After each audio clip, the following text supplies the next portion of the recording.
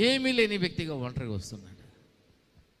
కొన్ని సందర్భాల్లో ప్రపంచం అని విడిచిపెట్టి వెళ్ళిపోవచ్చు, సమాజం విడిచిపెట్టి వెళ్ళిపోవచ్చు.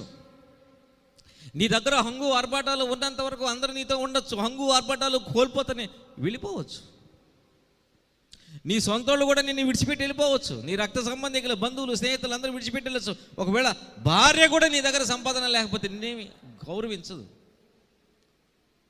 సంపాదన లేని భర్తని బాగా గౌరవించే భార్య ఉండరు. ఒకవేళ నేను చెప్పే మాట మీకు కఠినంగా ఉండొచ్చు, కానీ వాస్తవం అది. సంపాదించడే భర్త మీద భార్యకి గౌరవం ఉండదు. ట్రూ ఇది. భార్య సంపాదిస్తుంది అనుకో, భర్త భలే గౌరవిస్తాడు. ఇది కూడా వాస్తవమే. అన్నిటికీ మన దగ్గర ఏదో ఒకటి ఉండాలి. ఎవరైనా మనతో ఉండాలంటే మన దగ్గర ఏదో ఒకటి ఉండాలి.